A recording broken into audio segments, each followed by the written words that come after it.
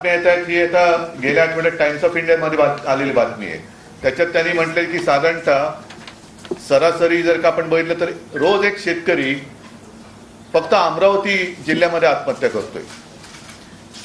एकूण तुम्हाला सर्वांना आठवत असेल की हे घटनाबाह्य सरकार जेव्हा अस्तित्वात आलं तेव्हा घटनाबाह्य मुख्यमंत्र्यांनी जाहीर केलं होतं की यापुढे राज्यातील एकही शेतकरी आत्महत्या करणार नाही. त्यांच्यापुरतं ठीक आहे, कारण त्यांची पंचतारांकित शेती आहे. असा राज्यात नव्हे देशात दुसरा कोणताही शेतकरी नसेल की जो हेलिकॉप्टरने स्वतःच्या शेतात जातो आणि पंचतारांकित शेती करतो. विशेषतः अमावस्या पौर्णिमेला वेगळं पीक काहीतरी काढतात असं माझ्या कानावर आहे. मात्र शेतकऱ्याची हालत गंभीर आहे. आज सुद्धा अजूनही पावसाने ओढ दिलेली आहे. पाऊस म्हणावा तसा सुरू झालेला नाहीये. महाराष्ट्रात अनेक तालुक्यांमध्ये अनेक गावात आज सुद्धा टँकरने पाणी पुरवठा करावा लागतोय. त्याबद्दल यांना कुठेही संवेदना नाही.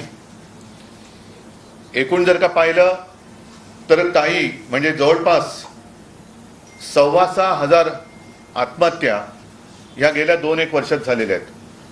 म्हणजे पुन्हा ढोबळमानाने पाहिलं तर साधारणतः रोज 9 शेतकरी आपलं आयुष्य संपवत आहेत. विदर्भातील शेतकरी असो, मराठवाड्यातील शेतकरी असो, यांचा वाली कोणी राहिलेला नाहीये. जर का आपण बघितलं तर यांनी ज्या काही घोषणा केल्या, मी मुद्दाम आकडेवारीच घेऊन आलेलो आहे.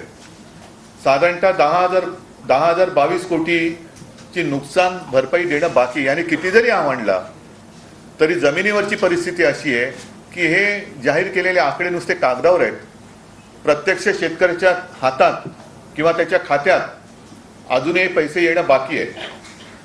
साधारणतः गेल्या 1 जानेवारीपासून आतापर्यंत 1046 शेतकऱ्यांनी आत्महत्या केलेल्या आहेत.